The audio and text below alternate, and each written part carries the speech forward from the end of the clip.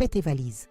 Je vais t'emmener à l'endroit que tu mérites tellement. » Ces mots résonnent encore dans ma tête comme le sifflement d'un serpent. Je n'oublierai jamais le regard de mon fils ce matin-là. Un mélange de fausse sollicitude et d'impatience mal dissimulée. Moi, Juliette Beaumont, 67 ans, j'étais sur le point de devenir la victime du complot le plus douloureux qu'une mère puisse imaginer. C'était un mardi d'avril à Aix-en-Provence. Le printemps avait transformé mon jardin au manoir des Lavandes en un tableau impressionniste. Les couleurs vives des fleurs contrastaient cruellement avec la noirceur de ce qui se tramait. Les grappes de glycine pendaient le long de ma terrasse, embaumant l'air d'un parfum doux qui aujourd'hui me semblait presque étouffant. Marcel est arrivé vers 10 heures sans s'annoncer. Le crissement des pneus de sa Mercedes sur le gravier de l'allée m'a fait lever les yeux de mon livre. À travers la fenêtre du salon, je l'ai observé sortir de sa voiture, vérifier rapidement son reflet dans la vitre et composer sur son visage cette expression de préoccupation filiale qu'il avait perfectionnée ces derniers mois. Florence, mon assistante depuis 15 ans, m'a lancé un regard entendu avant d'aller ouvrir. Nous savions toutes les deux que le moment était venu, ce jour que nous avions anticipé, préparé, redouté aussi, d'une certaine façon. Car même quand on connaît la trahison, la vivre reste une expérience déchirante. « Maman !» s'est exclamé Marcel en entrant dans le salon, sa voix exagérément enjouée résonnant contre les murs centenaires. « Comment te sens-tu aujourd'hui ?» J'ai posé mon livre « Les Misérables » de Victor Hugo, ironiquement approprié. Et j'ai adopté l'expression légèrement confuse que j'avais répétée devant mon miroir pendant des semaines. « Oh Marcel, je ne t'attendais pas aujourd'hui. C'est mardi ou mercredi. » La satisfaction a brillé dans ses yeux bleus, les mêmes que les miens, mais dépourvus de la chaleur que j'y avais jadis connue. Chaque fois que je jouais cette comédie de confusion mentale, je voyais son plan se confirmer dans son esprit. « C'est mardi, maman, mais ne t'inquiète pas pour ça. » Il s'est assis près de moi, prenant mes mains dans les siennes, des mains soignées aux ongles manucurés que payait mon argent. « Écoute, j'ai réfléchi beaucoup ces derniers temps. Tu vis seule dans cette grande maison. Tu sembles de plus en plus distraite. »« Distraite ?» ai-je répété, jouant la femme qui ne comprend pas ce qu'on insinue. « Tu as oublié notre dîner la semaine dernière. Tu as appelé Céline par le nom de mon ex-petite amie du lycée. Et ta cuisinière m'a dit que tu avais laissé une casserole sur le feu jusqu'à ce que l'alarme se déclenche. Tous ces incidents, soigneusement orchestrés. La cuisinière, bien sûr, était dans la confidence.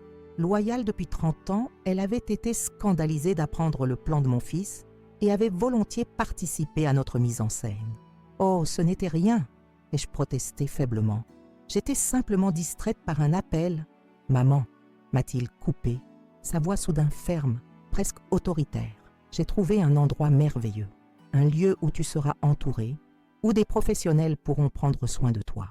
Tu n'auras plus à te soucier de cette grande maison, des factures, de la gestion de tes affaires. »« Mes affaires ?»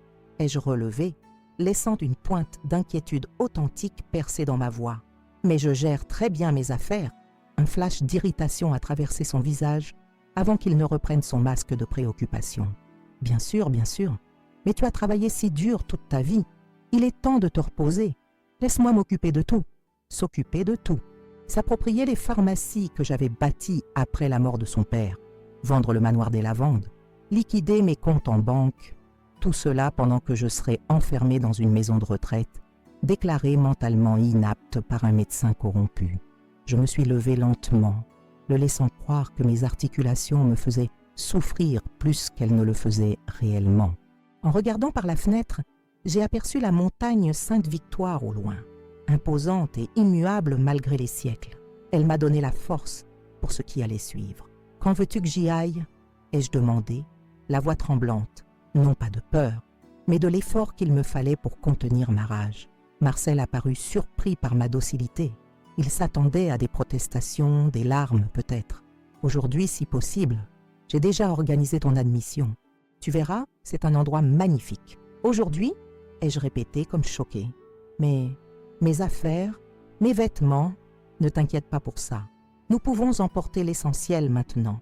Céline viendra plus tard chercher ce dont tu auras besoin. » Céline, ma belle-fille, dont les yeux calculateurs évaluaient chaque objet de valeur dans ma maison depuis le jour de son mariage. Céline qui avait dit à Marcel, je l'avais entendu de mes propres oreilles, « Cette vieille a assez profité de la vie. C'est notre tour maintenant. » « D'accord, ai-je finalement acquiescé. « Laisse-moi juste te préparer une petite valise. » Son soulagement était presque palpable. « Bien sûr, maman. Prends ton temps. Je vais appeler pour confirmer notre arrivée. » Tandis qu'il sortait son téléphone, j'ai échangé un regard avec Florence, qui s'était tenue discrètement dans l'embrasure de la porte. Elle a hoché imperceptiblement la tête. Tout était prêt. Dans ma chambre, j'ai ouvert l'armoire où une valise attendait déjà, préparée depuis des semaines. Elle ne contenait pas ce que Marcel imaginait, quelques vêtements et objets personnels sans importance. Non, cette valise renfermait tous les documents qui allaient bientôt faire basculer son monde. Copie des enregistrements de ses conversations avec le docteur. Mercier, preuve des falsifications qu'il avait tentées, documents attestant que j'étais désormais propriétaire du Soleil d'automne, l'établissement même où il comptait m'abandonner. En fermant la valise, j'ai caressé du bout des doigts la photo de mon défunt mari posée sur ma commode. « Tu vois, Albert, ai-je murmuré, tu avais raison de t'inquiéter pour lui, mais tu avais aussi raison quand tu disais que j'étais plus forte que je ne le croyais. » Le trajet jusqu'au Soleil d'automne s'est déroulé dans un silence étrange. Marcel conduisait, jetant de temps à autre des regards dans le rétroviseur, comme pour s'assurer que je ne changeais pas d'avis. Il a tenté quelques conversations légères, le temps magnifique, les nouveaux restaurants du centre-ville, les projets de rénovation urbaine près de la rotonde. J'ai répondu par monosyllabe, jouant le rôle de la femme résignée, peut-être légèrement confuse, certainement docile. À travers la vitre, j'observais défiler les rues d'Aix-en-Provence, cette ville que j'aimais tant. Les façades ocre et dorées brillaient sous le soleil de midi. Les platanes bordant le cours Mirabeau projetaient leur ombre sur les terrasses des cafés où j'avais passé tant d'heures avec mes amis.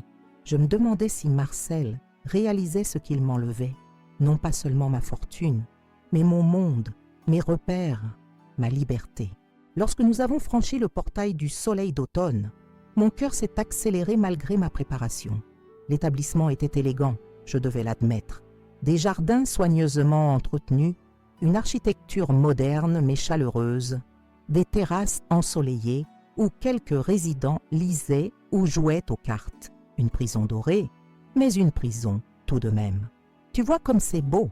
a commenté Marcel, sa voix soudain enthousiaste. « Tu auras ta propre suite avec vue sur le jardin.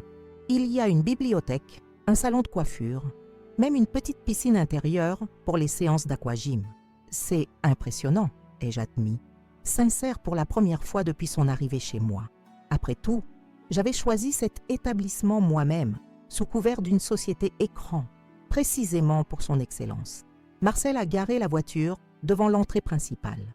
Une jeune femme en uniforme élégant nous a accueillis avec un sourire professionnel. « Bonjour, nous avons rendez-vous avec Madame Lambert, la directrice », a annoncé Marcel avec l'assurance de celui qui a tout orchestré. « Bien sûr, Monsieur Beaumont, Madame Lambert vous attend dans son bureau. Si vous voulez bien me suivre… » Nous avons traversé le hall d'entrée au sol de marbre blanc, passé devant un salon où une pianiste jouait du Debussy et longé un couloir orné d'œuvres d'art contemporain.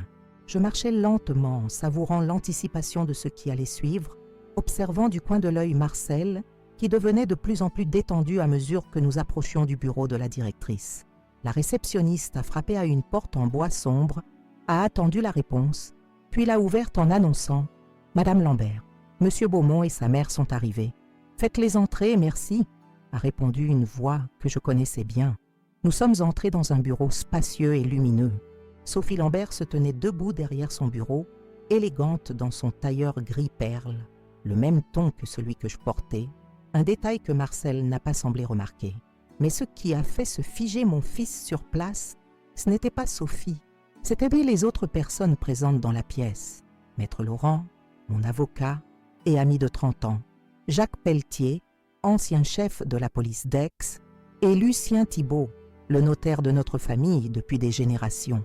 Que se passe-t-il » a balbutié Marcel, son regard allant de l'un à l'autre avant de se poser sur moi avec incrédulité. J'ai posé calmement ma valise sur le sol, me suis redressé de toute ma hauteur et j'ai laissé tomber le masque de confusion et de fragilité que je portais depuis des mois. « Bonjour Marcel », ai-je dit d'une voix claire et ferme. « Bienvenue au Soleil d'automne, mon établissement. D'où venez-vous? Connaissez-vous Aix-en-Provence et ses environs? Avez-vous déjà visité cette région magnifique de la Provence? Si cette histoire vous intrigue, abonnez-vous immédiatement à Souvenirs de grand-mère pour découvrir la suite. Car ce qui va suivre dépasse l'imagination. Comment j'ai découvert le complot de mon fils et comment j'ai préparé ma riposte dans l'ombre. Le visage de Marcel s'est décomposé comme un château de cartes qui s'effondre. Sa bouche s'est ouverte, puis refermée, sans qu'aucun son n'en sorte. J'ai savouré cet instant de stupéfaction totale, l'unique moment où, depuis des années, je voyais mon fils sans son masque de fausse sollicitude. Le vrai Marcel se révélait enfin, pâle, désemparé, pris au piège de sa propre machination.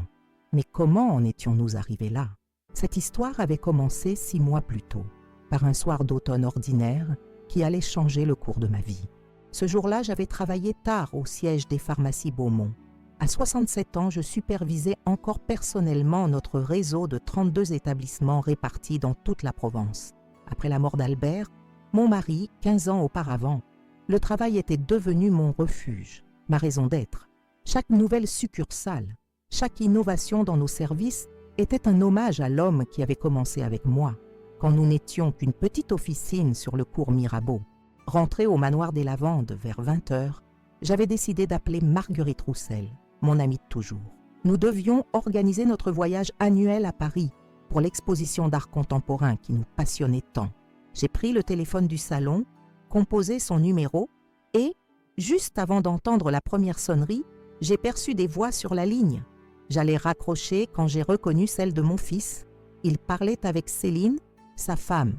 Quelque chose dans son ton m'a incité à rester silencieuse, à écouter, une indiscrétion qui allait se révéler providentielle. Le rendez-vous avec Mercier est confirmé pour vendredi, disait Marcel. Il a déjà préparé le rapport préliminaire sur sa santé mentale. Il nous manque juste quelques exemples concrets de confusion pour appuyer le dossier. Tu crois qu'elle se doute de quelque chose? A demandé Céline, sa voix aiguë facilement reconnaissable. Maman? Non, impossible. Elle me fait confiance aveuglément. C'est presque trop facile. Un rire bref a suivi cette déclaration, un son qui m'a glacé le sang. Et pour le notaire, a poursuivi Céline, le roi est prêt à authentifier les transferts dès que nous aurons la déclaration d'inaptitude. Le plan est parfait.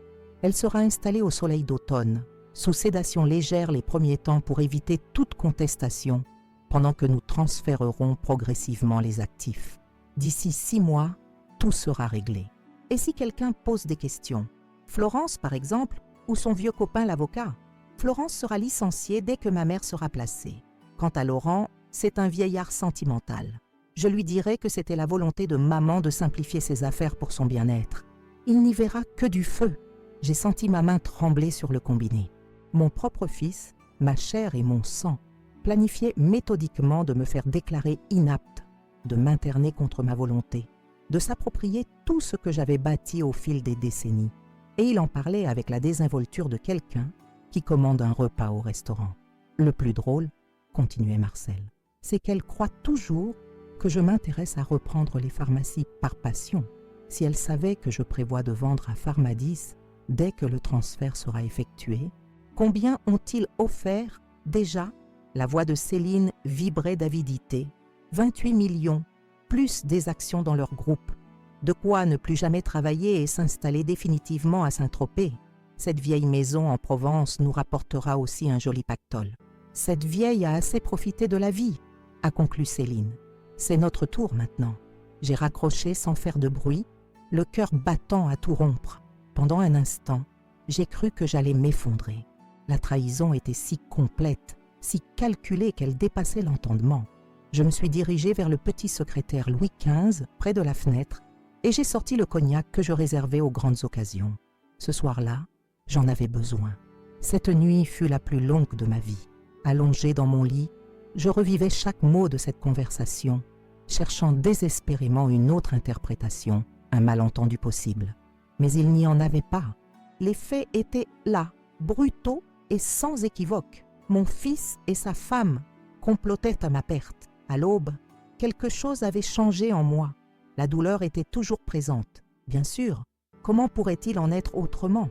Mais elle s'était transformée, cristallisée en une détermination froide et implacable. Je n'allais pas être victime. Je n'allais pas me laisser déposséder de ma dignité, de mon autonomie, de tout ce que j'avais construit. Dès 8 heures du matin, j'ai appelé Florence Petit, mon assistante personnelle depuis 15 ans. Elle est arrivée 30 minutes plus tard, inquiète de cette convocation inhabituelle. « Florence, lui ai-je dit sans préambule, j'ai besoin de savoir si je peux vous faire totalement confiance. » Elle m'a regardée, surprise par la gravité de mon ton. « Bien sûr, Madame Beaumont, vous le savez, même contre mon fils, un silence. Puis, Marcel a fait quelque chose. Je lui ai tout raconté. La conversation surprise, le complot, les projets d'internement forcé.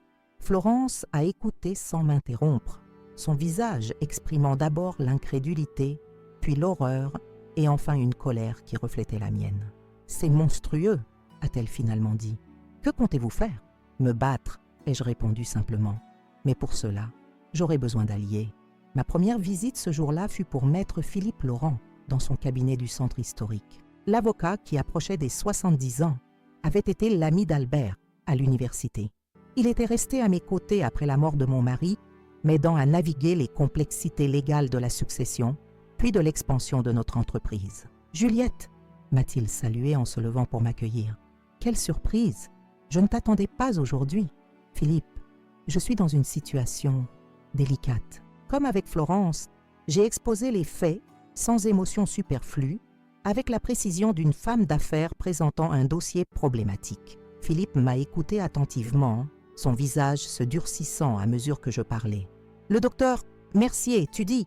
Antoine Mercier, le neurologue, tu le connais, de réputation. Il a eu des problèmes avec l'ordre des médecins il y a quelques années. Une affaire étouffée concernant des prescriptions douteuses, et ce notaire, Leroy, il n'est pas de notre cercle habituel. Que me conseilles-tu » Philippe a réfléchi un moment, tapotant son stylo contre son bureau en acajou. « Nous avons plusieurs options.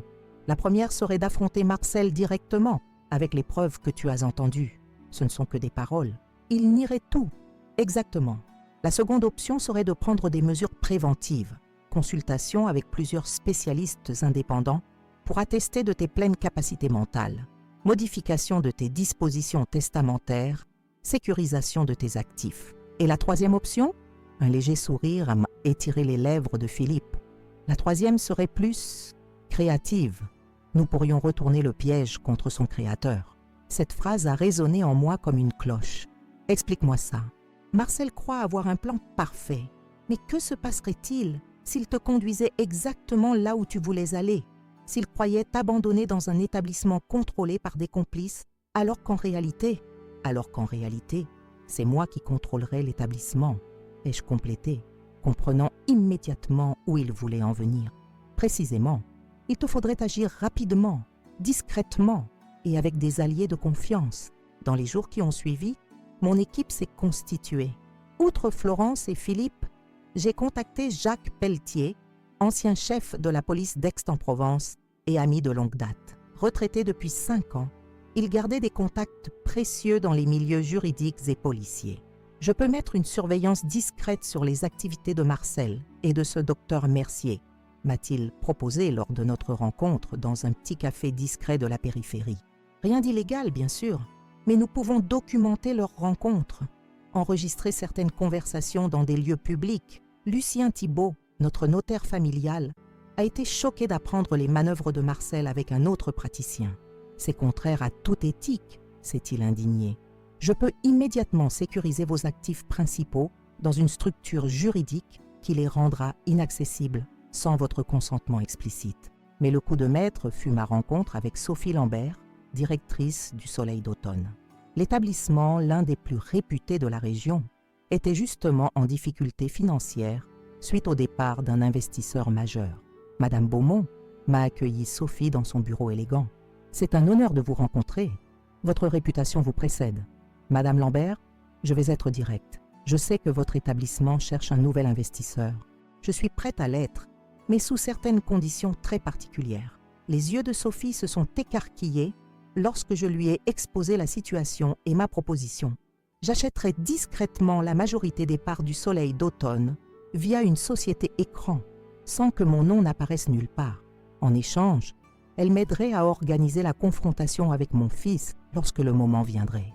C'est inhabituel, a-t-elle admis, mais parfaitement légal. Et permettez-moi de le dire, parfaitement mérité face à une telle trahison. Dans les semaines suivantes, j'ai mené une double vie.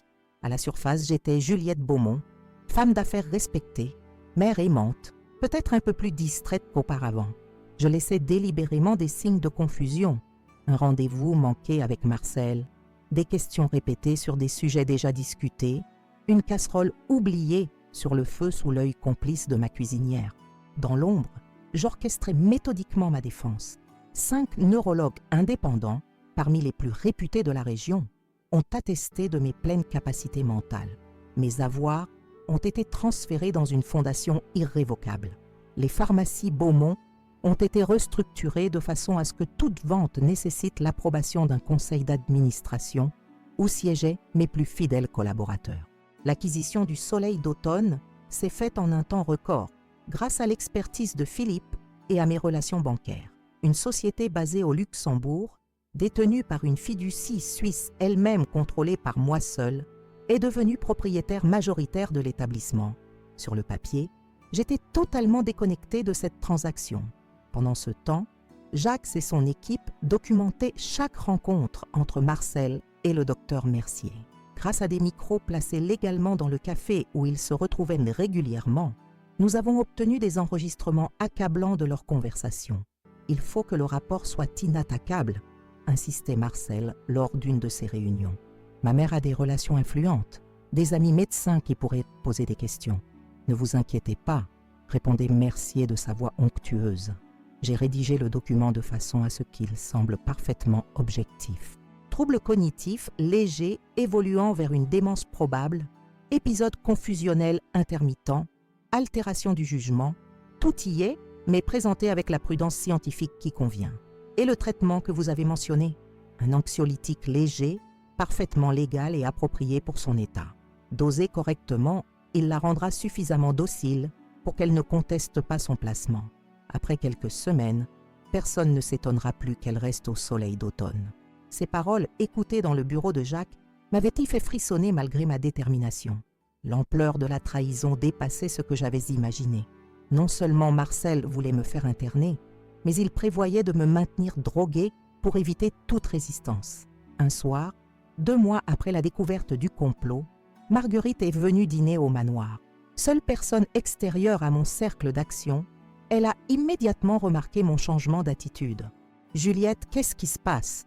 Tu sembles différente. » Nous étions sur la terrasse, savourant un verre de rosé de Bandol à la lueur des bougies. J'ai hésité, puis décidé de lui faire confiance. Marguerite et moi avions traversé ensemble les joies et les peines de l'existence depuis notre rencontre à l'école primaire. Elle a écouté mon récit avec une horreur grandissante, ses mains se crispant sur son verre. « C'est impossible », a-t-elle murmuré. « Marcel, ton petit Marcel qui te suivait partout comme ton ombre quand il était enfant. Les gens changent, ai-je répondu avec une amertume que je ne cherchais plus à dissimuler. Ou peut-être qu'ils révèlent simplement ce qu'ils ont toujours été, sous le vernis des convenances. Que vas-tu faire quand le moment sera venu? J'ai contemplé le jardin baigné par la lumière argentée de la lune, respirant le parfum des lavandes qui avaient donné leur nom à ma demeure. Je vais lui donner une leçon qu'il n'oubliera jamais. Et peut-être, si nous avons de la chance, cette leçon le ramènera à ce qu'il aurait dû être. À mesure que les jours passaient, je voyais Marcel intensifier ses efforts. Ses visites devenaient plus fréquentes, toujours ponctuées de remarques sur ma confusion ou mes oublis. Il me parlait comme à une enfant, répétant lentement ses phrases, échangeant des regards entendus avec Céline lorsqu'il pensait que je ne les voyais pas. Chaque fausse sollicitude, chaque sourire condescendant était une épreuve pour ma patience. Parfois, seul dans ma chambre après leur départ, je pleurais de rage et de chagrin. Non pas pour moi, j'avais dépassé ce stade, mais pour ce qui aurait pu être, pour la relation mère-fils que nous avions perdue à jamais. Un jour, Marcel a mentionné pour la première fois le Soleil d'automne. sans le nommer explicitement. J'ai visité un endroit magnifique la semaine dernière, maman. Une résidence pour personnes comme toi, indépendante, mais qui apprécie d'avoir des services à disposition. Tu devrais y jeter un œil. J'ai joué la surprise, puis l'inquiétude. Une maison de retraite? Mais je n'ai pas besoin de ça, voyons. Ce n'est pas une maison de retraite, a-t-il corrigé avec ce ton patient qu'il avait perfectionné. C'est une résidence de standing, comme un hôtel de luxe avec des soins personnalisés. Tu pourrais essayer, juste pour voir. Je ne sais pas, Marcel. Cette maison représente tant de souvenirs. Bien sûr, bien sûr. Réfléchis-y. C'est tout ce que je demande. Les semaines suivantes ont vu l'accélération du plan de Marcel. Les incidents se multipliaient, des factures prétendument impayées, interceptées par ses soins, des appels téléphoniques confus, orchestrés avec des complices, des rendez-vous oubliés qu'il avait lui-même annulés. Parallèlement, notre contre-attaque prenait sa forme finale. Tout était en place au soleil d'automne. Sophie avait préparé son bureau pour la confrontation, les documents étaient au prêt, les preuves organisées. Philippe, Jacques et Lucien attendaient de mon signal. Ce signal est arrivé plus tôt que prévu. Un matin, Marcel a appelé pour vérifier si j'étais chez moi. « Je pensais passer te voir aujourd'hui, maman. J'ai quelque chose d'important à te dire. » Son ton faussement décontracté m'a alerté. J'ai immédiatement prévenu mes alliés. « C'est pour aujourd'hui », ai-je dit simplement. Quand Marcel est arrivé, avec ces mots fatidiques, « Fais tes valises. Je vais t'emmener à l'endroit que tu mérites tellement. » J'étais prête. La valise attendait près de la porte, contenant non pas des vêtements, mais tous les documents qui allaient bientôt faire basculer son monde. La confrontation au soleil d'automne n'était que la conclusion d'une préparation méticuleuse qui s'était étendue sur 3 mois. 3 mois pendant lesquels j'avais vécu une double vie épuisante, mais nécessaire. Comme une actrice chevronnée, je jouais 2 rôles simultanément. Celui de la mère vieillissante aux facultés déclinantes que Marcel croyait manipuler, et celui de la stratège implacable qui tissait sa toile dans l'ombre. Au lendemain de ma découverte du complot, après mes premières rencontres avec Philippe, Florence et Jacques, j'ai compris que je devais structurer ma défense en plusieurs niveaux. Il ne s'agissait pas simplement de contrecarrer les plans de Marcel, mais de créer un filet de sécurité si complet qu'aucune échappatoire ne lui serait possible. Ma première ligne de défense concernait ma santé mentale. Si Marcel voulait me faire déclarer inapte, je devais constituer un dossier médical inattaquable prouvant le contraire. J'ai pris rendez-vous avec le professeur Renaud Fabre, neuropsychiatre à l'hôpital de la Timone à Marseille, reconnu internationalement pour ses travaux sur les troubles cognitifs liés à l'âge. Madame Beaumont m'a-t-il accueilli dans son bureau austère, aux murs couverts de diplômes. « Que puis-je faire pour vous ?» Sans détour, je lui ai expliqué ma situation. Son visage s'est assombri au fil de mon récit. « Ce que vous décrivez est malheureusement plus courant qu'on ne le pense », a-t-il commenté. L'abus financier envers les personnes âgées est une forme de maltraitance particulièrement insidieuse, surtout quand elle vient de la famille. « Je ne veux pas de pitié, professeur. Je veux une évaluation complète et irréfutable de mes capacités cognitives, le genre de rapport qu'aucun tribunal ne pourrait ignorer. » Le professeur Fabre a hoché la tête avec approbation. Nous allons procéder à une batterie complète de tests. IRM cérébral, évaluation neuropsychologique, tests de mémoire, de raisonnement, de jugement. Tout sera documenté selon les protocoles les plus stricts. Pendant 3 jours, j'ai subi des examens exhaustifs, tests de QI, exercices de logique, questionnaires de personnalité, scanners cérébraux. Chaque aspect de mon fonctionnement mental a été scruté, analysé, comparé aux normes de ma tranche d'âge. Le 4e jour, Fabre m'a reçu avec un sourire satisfait. « Madame Beaumont, vos résultats sont exceptionnels. Non seulement vous ne présentez aucun signe de déclin cognitif, mais vos performances dans plusieurs domaines dépassent largement celles attendues pour votre âge. Votre QI se situe dans les 5% supérieurs de la population générale, tous âges confondus. J'ai ressenti un soulagement intense, bien que je n'ai jamais vraiment douté de mes capacités. Et ce rapport tiendrait-il face à celui d'un autre médecin qui prétendrait le contraire? Absolument. Mais pour renforcer encore votre position, je vous conseille de consulter d'autres spécialistes. Des avis concordants de plusieurs experts indépendants serait pratiquement impossible à réfuter. Suivant ce conseil, j'ai consulté 4 autres spécialistes dans différentes villes, Aix, Nice, Lyon et même Paris. Chacun a confirmé les conclusions du professeur Fabre. J'étais en pleine possession de mes moyens intellectuels, sans aucun signe de déclin cognitif pathologique. Armé de ces 5 rapports médicaux, j'ai ensuite abordé le volet juridique de ma défense. Philippe avait suggéré une restructuration complète de mon patrimoine pour le mettre hors de portée de Marcel. Nous nous sommes retrouvés dans son cabinet un matin pluvieux, accompagnés de Lucien Thibault, notre notaire. La situation est délicate, a commencé Lucien, en déployant sur la table plusieurs documents. Nous devons protéger vos actifs sans éveiller les soupçons de Marcel. Toute modification trop visible de vos dispositions patrimoniales pourrait l'alerter. Quelles sont nos options ? Ai-je demandé. J'ai élaboré plusieurs scénarios, a répondu Philippe. Le plus sûr serait de créer une fondation irrévocable à laquelle vous transféreriez la majorité de vos actifs. Vous en resteriez l'administratrice principale, avec un conseil de confiance incluant Florence, Lucien et moi-même. Une fondation, comme une organisation caritative, pas nécessairement, bien que cela puisse en être une composante.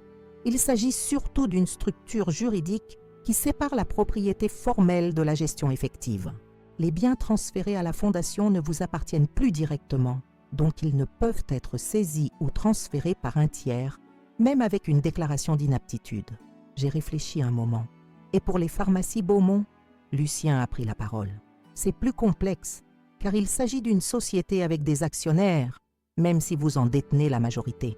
Nous pourrions modifier les statuts pour exiger l'unanimité du conseil d'administration pour toute cession substantielle d'actifs. Marcel siège au conseil, ai-je rappelé. Plus pour longtemps, a répondu Philippe avec un sourire énigmatique. Nous avons examiné ses activités récentes dans l'entreprise. Ses absences répétées aux réunions obligatoires du conseil et sa négligence dans plusieurs dossiers importants constituent des motifs suffisants pour demander sa révocation lors de la prochaine Assemblée générale. Il se défendra, ai-je objecté. Il prétendra que c'est une manœuvre pour l'écarter. C'est pourquoi nous devons être irréprochables dans la procédure. Tout sera documenté, chaque étape validée par des avocats indépendants. Et surtout, nous agirons vite. Les semaines suivantes ont vu une frénésie d'activités juridiques, toujours dans la plus grande discrétion. La Fondation Beaumont a été créée avec un objectif officiel de préservation du patrimoine familial et soutien aux initiatives pharmaceutiques innovantes. Mes propriétés immobilières, mes placements financiers et mes collections d'art y ont été transférés graduellement par petites tranches pour ne pas attirer l'attention. Parallèlement, Jacques Pelletier orchestrait la surveillance de Marcel et du docteur Mercier. Son équipe, composée d'anciens policiers reconvertis dans la sécurité privée, avait placé des dispositifs d'enregistrement parfaitement légaux dans les lieux publics que les 2 hommes fréquentaient. « Ils sont imprudents », m'a rapporté Jacques lors d'un de nos points hebdomadaires. Ils parlent ouvertement dans des cafés, persuadés que personne ne s'intéresse à eux. Nous avons déjà plusieurs heures d'enregistrement compromettants. Et pour le notaire qu'ils ont mentionné, c'est le roi, un personnage intéressant, a commenté Jacques en consultant ses notes. Radié du barreau il y a 12 ans pour malversation, reconverti comme clerc, puis notaire, dans une petite étude de banlieue. Il a eu des ennuis avec le fisc récemment et semble avoir des dépenses incompatibles avec ses revenus déclarés. Le genre d'homme qui accepterait n'importe quoi pour le bon prix. Parfait, ai-je murmuré. Plus le dossier sera complet, plus Marcel sera acculé. Mais le coup de maître de notre stratégie restait l'acquisition du Soleil d'automne. Après ma première rencontre avec Sophie Lambert, j'avais mandaté Philippe pour structurer une offre de rachat via une société écran. L'établissement appartient à un groupe d'investisseurs qui cherchent à se désengager, m'avait expliqué Sophie. Leur modèle économique initial était trop optimiste. Ils sont prêts à vendre pour environ 60% de leur investissement d'origine. Combien exactement ? Avais-je demandé. 7 millions d'euros pour 85% des parts. Faites-leur une offre à 6 millions, non négociable, avec signature dans les 10 jours. Sophie avait paru surprise par ma détermination. Ils voudront peut-être négocier, ils ne le feront pas. Leur situation financière est plus désespérée qu'ils ne l'admettent. J'ai fait mes recherches. Effectivement, l'offre avait été acceptée en moins de 48 heures. La transaction s'était effectuée via une cascade de sociétés qui rendait pratiquement impossible de remonter jusqu'à moi. Officiellement, le Soleil d'automne appartenait désormais à Aurore Investments, une holding luxembourgeoise contrôlée par une fiducie suisse dont j'étais la bénéficiaire anonyme. Sophie était restée directrice, avec des pouvoirs élargis et un nouveau mandat confidentiel, préparer l'établissement pour la confrontation à venir. Nous avons transformé la suite 24 en appartement témoin, m'expliquait-elle, lors d'une visite discrète que j'avais effectuée un soir, après la fermeture administrative. C'est celle que Marcel a visitée. Il la croit destinée à vous accueillir. Et mon véritable logement, la suite présidentielle au dernier étage. Elle a une entrée séparée et un ascenseur privé. Vous pourrez circuler dans l'établissement sans jamais croiser Marcel s'il venait vous rendre visite. Cette double configuration symbolisait parfaitement ma stratégie. Laisser Marcel croire qu'il contrôlait la situation, alors qu'en réalité, je tirais les ficelles depuis un niveau qu'il ne soupçonnait même pas. Pendant cette période intense de préparation, le plus difficile restait de maintenir ma façade devant Marcel et Céline. Chaque visite était une épreuve d'actrice, où je devais paraître progressivement plus confuse, plus vulnérable, tout en restant assez lucide pour ne pas susciter d'inquiétude immédiate qui aurait précipité leur plan. Un dimanche, ils sont venus déjeuner au manoir. Céline portait une robe que je lui avais offerte pour son anniversaire, un geste calculé pour me flatter. « Maman, tu te souviens de Monsieur Darras, notre voisin d'autrefois ?» a demandé Marcel pendant le dessert, me testant. J'ai feint une hésitation. « Dara, oh, celui qui avait ce grand chien, comment s'appelait-il déjà ?»« Un berger allemand, Rex », a précisé Marcel, satisfait de mon apparente difficulté à me souvenir. « Non, » ai-je corrigé avec un sourire vacant. Je parlais du voisin. Le chien s'appelait Rex, oui, mais le voisin, était-ce Paul ou Pierre Darras? Marcel a échangé un regard avec Céline. « Paul, maman, Paul Darras. »« Bien sûr, Paul. Comment ai-je pu oublier ?» J'ai ri doucement, comme gênée par ma confusion. L'autre jour, j'ai aussi oublié le code de l'alarme. Florence a dû venir m'aider. Ce mensonge, soigneusement planifié avec Florence, s'ajoutait à la liste des incidents qui construisaient l'image d'une femme perdant progressivement ses repères. « Ça arrive à tout le monde, Juliette », a commenté Céline avec une sympathie feinte. Avec l'âge, ces petits oublis sont normaux, peut-être, mais c'est frustrant. Je me demande parfois si je ne devrais pas, je ne sais pas, prendre des précautions. Quel genre de précautions? A immédiatement demandé Marcel, saisissant l'opportunité. Je ne sais pas vraiment. Des vitamines pour la mémoire? Ou peut-être simplifier ma vie? Avoir moins de choses à gérer? C'est exactement ce que je te suggérais la semaine dernière, s'est empressé d'ajouter Marcel. Un endroit où tu n'aurais pas à t'occuper de l'intendance, des factures, de la sécurité. Tu penses à une résidence-service? Ai-je demandé innocemment. Pourquoi pas? Nous pourrions en visiter quelques-unes, sans engagement, juste pour voir. J'ai hoché la tête, comme si l'idée faisait lentement son chemin. Peut-être, oui, mais pas maintenant. Laisse-moi réfléchir encore un peu. Cette conversation, comme tant d'autres, était un exercice d'équilibriste. Je devais sembler réceptive, mais pas trop enthousiaste, confuse, mais pas au point d'inquiéter, résistante, mais pas obstinée. Chaque nuance comptait pour maintenir Marcel dans l'illusion qu'il me manipulait habilement. La nuit, seule dans ma chambre, je laissais parfois tomber le masque. La tension constante de cette double vie me pesait. Des doutes m'assaillaient. Et si je me trompais? Et si Marcel avait vraiment des inquiétudes légitimes pour ma santé?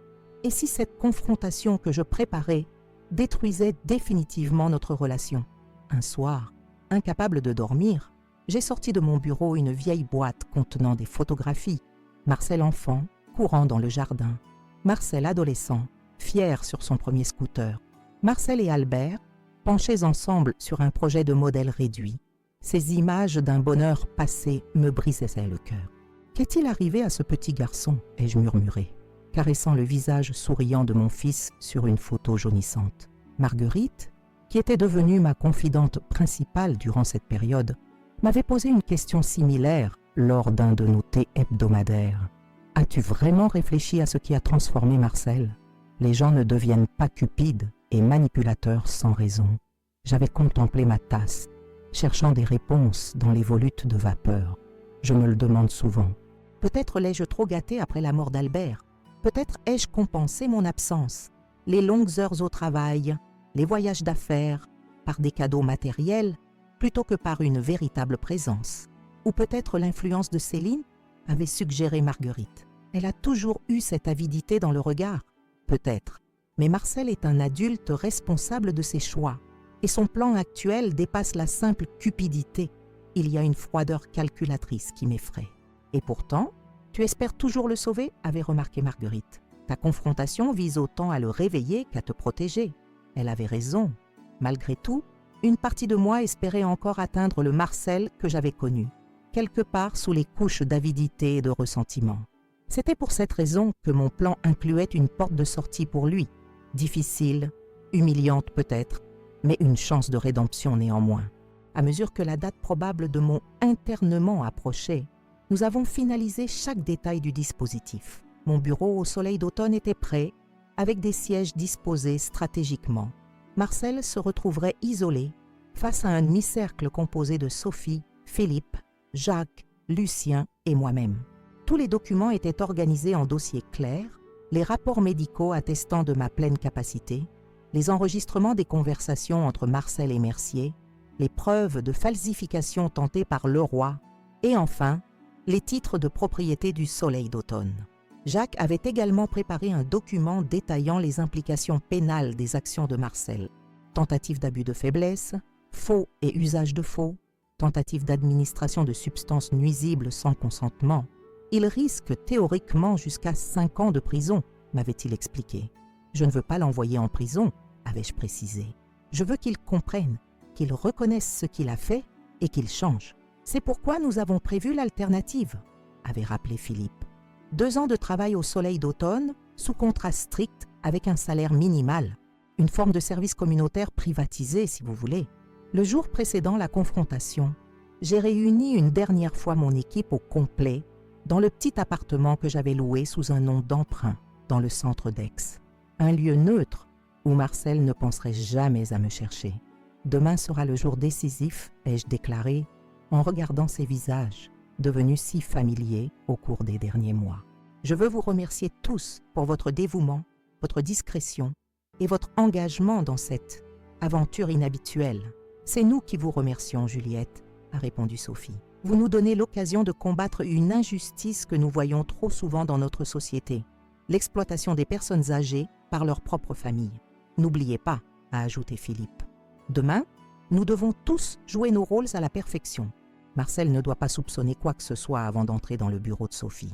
L'effet de surprise est crucial. Nous avons passé 1 heure à réviser le déroulement prévu, à anticiper les réactions possibles de Marcel, à préparer des réponses à chaque objection qu'il pourrait soulever. Cette nuit-là, étrangement, j'ai dormi d'un sommeil profond et sans rêve, comme si mon corps savait qu'il aurait besoin de toutes ses forces pour l'épreuve à venir. Au réveil, j'ai ressenti une clarté d'esprit presque surnaturelle. La peur et les doutes s'étaient dissipés, remplacés par une détermination tranquille. En m'habillant soigneusement, un tailleur gris perle, des perles discrètes, un maquillage léger mais impeccable. J'ai pensé à toutes les femmes de ma génération qui avaient dû se battre dans un monde d'hommes, qui avaient dû être 2 fois plus compétentes pour être considérées à peine égales, qui avaient pas brisé des plafonds de verre dans leur carrière pour se retrouver ensuite invisibles une fois leurs cheveux devenus blancs. Plus maintenant, ai-je murmuré à mon reflet dans le miroir. Aujourd'hui, nous sommes visibles. Aujourd'hui, nous reprenons le pouvoir. Je suis retournée au manoir des Lavandes, sachant que Marcel ne tarderait pas à arriver. La valise était prête près de la porte, contenant non pas des vêtements comme il le penserait, mais l'arsenal de documents qui allait bientôt faire voler en éclats son monde soigneusement construit de mensonges et de manipulations. L'aube s'est levée sur Aix-en-Provence, baignant le manoir des Lavandes d'une lumière dorée qui contrastait avec la gravité de ce qui allait se dérouler. J'avais à peine touché au petit déjeuner que Florence m'avait préparé. Un café et des tartines qui refroidissaient sur la table de la terrasse. Mon esprit était entièrement concentré sur les heures à venir, sur chaque détail du plan que nous avions élaboré pendant ces 3 longs mois. Florence est venue s'asseoir face à moi ses yeux trahissant son inquiétude. « Madame Beaumont, vous devriez manger quelque chose. La journée sera éprouvante. » J'ai souri faiblement. « Je n'ai pas faim, Florence. L'estomac noué, comme on dit. »« Tout est prêt, m'a-t-elle rassurée. J'ai reçu les messages de confirmation de Maître Laurent, de Monsieur Pelletier et de Madame Lambert. Ils seront tous en place à midi. Et la valise ? Exactement comme vous l'avez demandé. Tous les documents sont classés par ordre chronologique avec les intercalaires de couleurs pour distinguer les différentes catégories de preuves. J'ai hoché la tête, reconnaissante pour son efficacité et sa loyauté. Qu'avez-vous dit à Marcel quand il a appelé hier soir ? Que vous aviez eu une journée particulièrement confuse, que vous aviez confondu le sel et le sucre en cuisinant, que vous aviez égaré vos lunettes pendant 2 heures alors qu'elles étaient gondées sur votre tête et que vous m'aviez appelé 2 fois par le prénom de votre sœur décédée. Parfait. Ces détails alimenteront son assurance. Plus il sera confiant, plus la chute sera brutale. Le téléphone a sonné à 10 heures précises.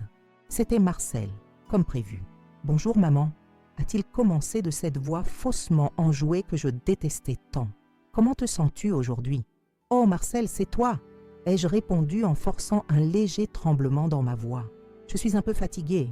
Je n'ai pas très bien dormi. Florence m'a dit que tu avais eu une journée difficile hier. Vraiment ? Je ne m'en souviens pas. J'ai marqué une pause calculée. Oh, peut-être qu'elle parle de ces fichues lunettes. Je les cherchais partout alors qu'elles étaient sur ma tête. Quelle idiote je fais parfois. » Un rire satisfait au bout du fil. « Ce n'est rien, maman. Ça arrive à tout le monde. Pourquoi appelles-tu si tôt ? Il y a un problème ? » « Pas du tout. Je pensais passer te voir aujourd'hui. J'ai quelque chose d'important à te montrer. »« Aujourd'hui ? Mais j'avais prévu de... » J'ai laissé ma voix s'éteindre, comme si j'étais incapable de me rappeler mes propres projets. « Ce ne sera pas long, je te promets. Disons vers 11 heures. »« Eh bien, d'accord, je serai là. » Après avoir raccroché, j'ai regardé Florence. C'est parti. Il sera là dans 1 heure. L'heure qui a suivi a été consacrée aux derniers préparatifs. J'ai vérifié une dernière fois le contenu de la valise, m'assurant que chaque document était à sa place. Puis je me suis changée, optant pour une tenue délibérément décontractée, un pantalon en lin et un chemisier simple pour renforcer l'impression de vulnérabilité. Lorsque la Mercedes de Marcel a franchi le portail du manoir, j'étais prête. Assise dans le salon, un livre ouvert sur les genoux, j'avais composé mon visage en un masque de douce confusion. Florence s'était discrètement retirée dans les cuisines, prête à intervenir si nécessaire. La porte d'entrée s'est ouverte et Marcel est apparu, impeccable dans son costume bleu marine, ses cheveux parfaitement coiffés, son sourire professionnel plaqué sur le visage. Il ressemblait tellement à Albert physiquement, les mêmes yeux bleus, la même mâchoire carrée, mais son regard manquait de la chaleur et de l'intégrité qui avait caractérisé mon défunt mari. « Maman !» s'est-il exclamé avec une exubérance excessive. « Tu as l'air reposée aujourd'hui. »« Vraiment ?» J'ai touché mon visage, comme pour vérifier. Pourtant, je me sens fatiguée. Il s'est assis à côté de moi, prenant mes mains dans les siennes. Un geste affectueux que je savais maintenant n'être qu'une façade. « Maman, j'ai beaucoup réfléchi ces derniers temps. Tu te souviens de cet endroit dont je t'ai parlé ? Cette résidence où tu pourrais te reposer, être choyée, avoir moins de soucis ? Vaguement, ai-je menti. J'ai une surprise pour toi. J'ai réservé une visite aujourd'hui. Ils ont une suite disponible, avec vue sur les jardins. Je sais que tu adores les jardins. Une visite ? Aujourd'hui ? Juste pour voir, sans engagement, a-t-il précisé, mentant avec un naturel déconcertant. Si ça ne te plaît pas, nous reviendrons immédiatement. Mais je pense vraiment que tu devrais y jeter un œil. J'ai feint l'hésitation, puis la résignation. D'accord, mais pas longtemps. Je me fatigue vite ces derniers temps. Bien sûr, bien sûr. Et si tu te sens bien là-bas, tu pourrais peut-être y rester quelques jours comme un essai. Ils ont tout le nécessaire. Vêtements, produits de toilette, tout. C'était donc ça son approche. Pas d'annonce brutale d'internement, mais cette suggestion d'un essai qui, bien entendu, se serait transformé en séjour permanent une fois la porte refermée derrière moi.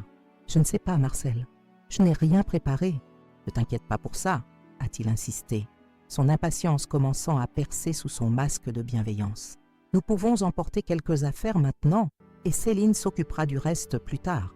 Je me suis levée lentement, adoptant délibérément une posture légèrement voûtée. « Laisse-moi au moins prendre quelques vêtements et mes médicaments. »« Bien sûr, je t'aide à faire ton sac. »« Non, non, je préfère le faire moi-même. Il y a des choses personnelles. » Marcel a acquiescé, visiblement soulagé par ma docilité. Pendant qu'il appelait le soleil d'automne pour confirmer notre arrivée, je suis montée dans ma chambre où la valise m'attendait. En la saisissant, j'ai ressenti un mélange de tristesse et de détermination. Ce bagage ne contenait pas des vêtements pour un séjour d'essai, mais les preuves d'une trahison et les instruments d'une confrontation qui allait peut-être, je l'espérais encore, sauver mon fils de lui-même. De retour au salon, j'ai trouvé Marcel terminant sa conversation téléphonique. « Parfait, nous serons là dans 30 minutes environ. Merci beaucoup. » En me voyant, il a raccroché précipitamment. « Tout est arrangé, ils nous attendent. »« Qui nous attend exactement ?» ai-je demandé, feignant la confusion. « La directrice, Madame Lambert. Une femme charmante, tu verras. Elle nous fera visiter l'établissement et nous présentera le personnel. » J'ai hoché la tête docilement, laissant Marcel prendre ma valise et me guider vers sa voiture. Florence nous a regardés partir depuis le perron, son visage trahissant brièvement son inquiétude, avant de reprendre une expression neutre au cas où Marcel se retournerait. Le trajet jusqu'au soleil d'automne s'est déroulé dans une atmosphère étrange. Marcel parlait sans cesse, vantant les mérites de l'établissement, décrivant les activités proposées, les soins disponibles, la qualité de la nourriture. Je répondais par des monosyllabes, observant par la fenêtre les rues familières d'Aix qui défilaient. Au fond de moi, une tempête d'émotions faisait rage. Malgré toute ma préparation, malgré la certitude d'avoir pris la bonne décision, je ne pouvais m'empêcher de ressentir une profonde tristesse. Comment en étions-nous arrivés là? Comment ce petit garçon que j'avais tant aimé, pour qui j'aurais donné ma vie sans hésiter, avait-il pu se transformer en cet homme calculateur, prêt à sacrifier sa propre mère pour quelques millions d'euros? Nous y sommes, a annoncé Marcel, alors que la voiture franchissait le portail élégant du soleil d'automne. L'établissement se dressait au milieu d'un parc soigneusement entretenu. Une bâtisse moderne, aux lignes épurées, dont les grandes baies vitrées reflétaient le ciel provençal. Des résidents se promenaient tranquillement dans les allées ombragées ou lisaient sur des bancs. L'image même de la retraite paisible et confortable. Marcel s'est garé devant l'entrée principale où une jeune femme en uniforme discret nous attendait. « Monsieur Beaumont, Madame Beaumont, bienvenue au soleil d'automne. Je suis Claire, l'assistante de Madame Lambert. Si vous voulez bien me suivre, la directrice vous attend dans son bureau. » J'ai échangé un regard avec Marcel qui m'a adressé un sourire encourageant. « Tu vois, maman, un accueil personnalisé. » Nous avons traversé un hall spacieux, au sol de marbre blanc, décoré de plantes vertes et d'œuvres d'art contemporain. L'atmosphère était calme, l'air légèrement parfumé par des diffuseurs discrets. Tout avait été pensé pour donner une impression de luxe et de sérénité. Claire nous a guidés le long d'un couloir élégant, puis s'est arrêtée devant une porte en bois sombre. Elle a frappé doucement et, après avoir entendu une invitation à entrer, l'a ouverte pour nous. Madame Lambert, Monsieur et Madame Beaumont sont arrivés. Le bureau de Sophie était exactement comme nous l'avions préparé, spacieux, lumineux, avec une vue imprenable sur les jardins.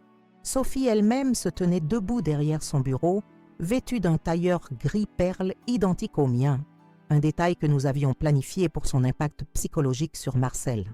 Mais ce qui a fait se figer mon fils sur place, ce n'était pas la directrice, c'étaient les autres personnes présentes dans la pièce.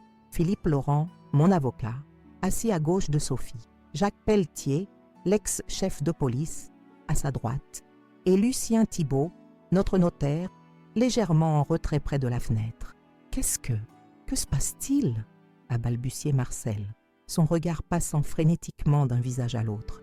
J'ai posé calmement ma valise sur le sol, puis me suis redressée. Toute trace de confusion ou de fragilité avait disparu de mon maintien et de ma voix lorsque j'ai prononcé les mots que j'avais répétés mentalement pendant des semaines. « Bonjour Marcel, bienvenue au soleil d'automne, mon établissement. » Le choc sur son visage valait 1000 discours. Sa bouche s'est ouverte et fermée plusieurs fois, sans qu'aucun son n'en sorte, comme un poisson hors de l'eau. La panique a remplacé la confusion dans ses yeux. puis une colère naissante. Ton établissement? De quoi parles-tu? Et que font tous ces gens ici? Asseyez-vous, monsieur Beaumont, a suggéré Sophie d'une voix professionnelle. Nous avons beaucoup à discuter. Marcel est resté debout, le corps tendu comme une corde d'arc. Je ne comprends pas ce qui se passe. Maman, explique-moi. Avec plaisir, ai-je répondu en prenant place dans le fauteuil central face à lui. Mais peut-être devrais-tu t'asseoir. Ce sera long.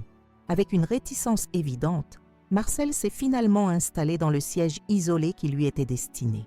Position stratégique que nous avions choisie pour accentuer son sentiment d'isolement. « Marcel, ai-je commencé, ma voix calme mais ferme.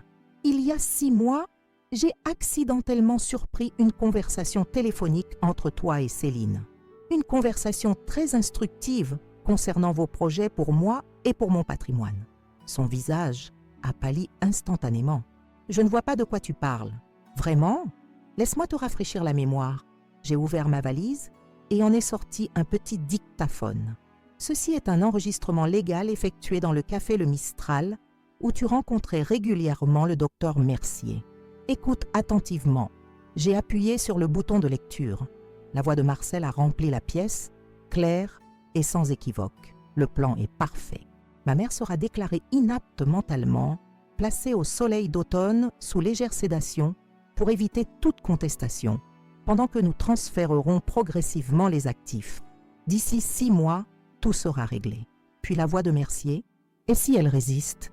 Certains patients, même avec des troubles cognitifs, ont des moments de lucidité où ils peuvent devenir difficiles. C'est prévu. J'ai discuté avec un infirmier qui travaille là-bas. Il m'a suggéré un cocktail de médicaments parfaitement légal qui la rendra docile sans risquer sa santé. Juste assez pour qu'elle n'ait plus vraiment de volonté propre. J'ai arrêté l'enregistrement. Le silence qui a suivi était assourdissant. Marcel fixait le dictaphone comme s'il s'agissait d'un serpent venimeux. « Ce n'est pas ce que tu crois », a-t-il finalement bégayé. « Tu ne comprends pas le contexte. Alors éclaire-nous », a suggéré Philippe, ouvrant un dossier devant lui. « Quel est le contexte qui justifierait de faire interner ta mère contre sa volonté, de la maintenir sous sédation et de t'approprier son patrimoine ?» Marcel a passé une main tremblante dans ses cheveux, son assurance habituelle complètement évaporée. « Je voulais juste te protéger, maman. » Tu commençais à montrer des signes de confusion, à prendre des décisions risquées pour l'entreprise. « Quelles décisions risquées exactement ?» ai-je demandé, sachant parfaitement qu'il n'y en avait aucune. « Eh bien, ce nouveau contrat avec le grossiste italien et cette histoire d'expansion vers Marseille. Parlons-en de ce contrat italien, a interrompu Lucien Thibault, ouvrant son propre dossier. Il a généré une augmentation de 18% du chiffre d'affaires des pharmacies Beaumont au dernier trimestre. Quant à l'expansion vers Marseille, les projections indiquent un retour sur investissement en moins de 2 ans, bien au-dessus des standards du secteur. Ce n'est pas « je ne savais pas ». Marcel s'enfonçait dans des explications incohérentes. Poursuivons, ai-je proposé, sortant un nouveau document de ma valise. Voici une copie du rapport que le docteur Mercier a préparé sur mon état mental. Un document fascinant qui décrit des symptômes que je n'ai jamais présentés. Des oublis majeurs, des épisodes de désorientation, des difficultés à reconnaître des proches. Le docteur Mercier est un spécialiste reconnu, a tenté Marcel, s'accrochant à cette dernière ligne de défense. En effet, a confirmé Jacques Pelletier, un spécialiste reconnu pour avoir déjà fait l'objet d'une enquête disciplinaire concernant des diagnostics complaisants moyennant rémunération. Enquête qui pourrait être rouverte à la lumière de nouveaux éléments. Par ailleurs, a ajouté Philippe, nous avons ici 5 rapports établis par des neurologues et psychiatres indépendants, tous concordants. Madame Beaumont jouit de toutes ses facultés mentales, avec des performances dites cognitives supérieures à la moyenne de sa tranche d'âge. Marcel s'est enfoncé dans son siège, comme si le poids des preuves l'écrasait physiquement. Son regard allait frénétiquement d'une personne à l'autre, cherchant désespérément une issue. Et maintenant, la pièce maîtresse, ai-je annoncé, sortant un dernier document de ma valise. L'acte de propriété du Soleil d'automne, acquis il y a 2 mois par une société dont je suis l'unique bénéficiaire. J'ai tendu le document à Marcel, qu'il a pris d'une main tremblante. Ses yeux ont parcouru les lignes. s'arrêtant sur les signatures officielles et les tampons notariaux qui confirmaient l'authenticité de l'acte. « C'est impossible », a-t-il murmuré. « Comment aurais-tu pu? Comment aurais-je pu orchestrer tout cela si j'étais réellement cette vieille femme confuse et vulnérable que tu décrivais à Céline ?» J'ai laissé la question flotter dans l'air un instant. La réponse est simple, je ne l'ai jamais été. Chaque signe de confusion que tu as observé ces derniers mois était délibéré. Une performance, Marcel. Une mise en scène pour te laisser croire que ton plan fonctionnait pendant que je préparais ma défense. Le silence qui a suivi était presque palpable. Marcel semblait physiquement diminuer, comme si toute son arrogance, toute sa confiance s'était évaporée, le laissant tel qu'il était réellement. Un homme de 40 ans qui avait misé sur un plan cruel et qui venait de tout perdre. « Qu'est-ce que tu vas faire ?» a-t-il finalement demandé, sa voix à peine audible. « C'est la question que j'allais te poser, » ai-je répondu, « car tu te trouves face à un choix, Marcel, un choix qui déterminera ton avenir. » Sophie a pris la parole pour la première fois depuis le début de la confrontation. « Monsieur Beaumont, les actes que vous avez planifiés, faire interner frauduleusement votre mère, la maintenir sous sédation contre sa volonté, vous approprier ses biens, constituent des délits graves passibles de poursuites pénales. Je n'ai rien fait, s'est-il défendu avec désespoir. Ce n'étaient que des discussions, des hypothèses très détaillées, a commenté Jacques Pelletier, appuyées par des documents falsifiés, des arrangements avec un médecin corrompu et des tentatives documentées de transfert frauduleux de propriété. Votre mère a 2 options à vous proposer, a poursuivi Philippe. La première consiste à porter l'affaire devant la justice, avec toutes les conséquences que cela implique pour vous. Procès public, probable condamnation, sans parler du scandale qui détruirait votre réputation et celle de votre femme. Marcel a dégluti péniblement. Et la seconde option, c'était le moment que j'attendais. Le moment où, malgré toute la douleur et la trahison, j'allais tendre une main à mon fils. Non pas par faiblesse, mais par un espoir ténu que tout n'était pas perdu pour lui. La seconde option, ai-je répondu doucement, est que tu travailles ici, au Soleil d'automne, pendant 2 ans, pas comme directeur ou cadre, mais comme aide-soignant. Tu apprendras ce que signifie réellement prendre soin des personnes âgées, les respecter dans leur dignité et leur autonomie. L'incrédulité s'est peinte sur son visage. Tu veux que je travaille comme aide-soignant, moi? Exactement. Un travail honnête, Marcel. Peut-être pour la première fois de ta vie. C'est ridicule. Je suis diplômée de HEC. J'ai dirigé des équipes. Tu as vécu des subsides de ta mère toute ta vie adulte, a coupé sèchement Philippe. Les postes que tu as occupés aux pharmacies Beaumont étaient des sinécures, comme en témoignent les rapports d'activité. Le choix t'appartient, ai-je conclu. La justice, avec ses conséquences, ou 2 ans ici, à apprendre ce que tu aurais dû savoir depuis longtemps, le respect, l'empathie, la valeur du travail véritable. Marcel a baissé la tête, vaincu. Quand il l'a relevée, des larmes brillaient dans ses yeux, de rage, de honte ou de regret. Je n'aurais su le dire. Et si j'accepte cette punition, qu'est-ce qui se passera ensuite? Ensuite, ai-je répondu, nous verrons si l'homme que tu seras devenu mérite une seconde chance. Le bureau de Sophie Lambert est resté figé dans un silence pesant pendant ce qui m'a semblé une éternité. Marcel, assis sur sa chaise, fixait le sol, ses épaules affaissées sous le poids de la révélation et du choix impossible qui se présentait à lui. Je l'observais attentivement, cherchant dans ses traits une trace du petit garçon que j'avais tant aimé, quelque chose qui me donnerait l'assurance que ma démarche n'était pas vaine. « Combien de temps ai-je pour décider ?»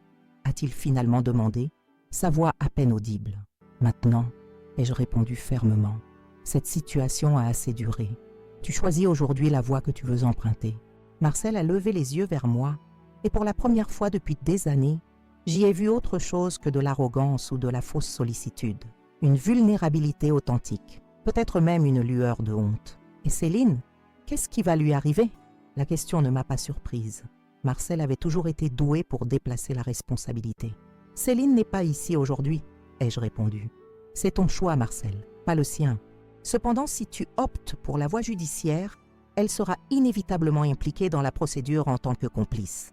Il a hoché la tête lentement, assimilant l'information. Ses mains, d'habitude si assurées, tremblaient légèrement. « Je suppose que je n'ai pas vraiment le choix », a-t-il finalement murmuré. « Tu as toujours le choix », l'a corrigé Philippe. « Mais chaque choix a des conséquences. » Marcel a passé une main dans ses cheveux, un geste qu'il faisait enfant quand il se trouvait acculé. « D'accord, j'accepte de travailler ici.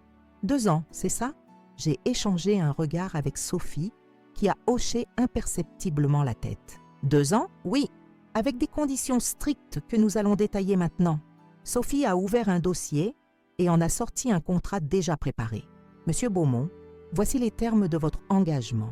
Vous travaillerez ici comme aide-soignant stagiaire pendant les 3 premiers mois, puis comme aide-soignant régulier si votre performance est jugée satisfaisante. Vous serez soumis aux mêmes règles que tous les employés, ponctualité, respect du code de conduite, participation obligatoire aux formations. » Marcel a parcouru rapidement le document, s'arrêtant sur une clause particulière. « Un salaire minimum? Mais comment vais-je payer mon loyer et mes factures? » « Tu n'auras plus de loyer à payer, » ai-je expliqué calmement. « La villa des Cigales ne t'appartient plus. Elle et toi été transférée à la Fondation Beaumont il y a 1 mois. »« Quoi ?» Son visage a pâli davantage. « Mais où vais-je vivre? Où va vivre Céline? » « L'établissement dispose de logements pour le personnel, » a indiqué Sophie. « Un studio vous sera attribué. Quant à votre épouse, c'est à elle de décider si elle souhaite vous rejoindre dans ces conditions ou prendre d'autres dispositions. » J'ai observé attentivement la réaction de Marcel à cette nouvelle.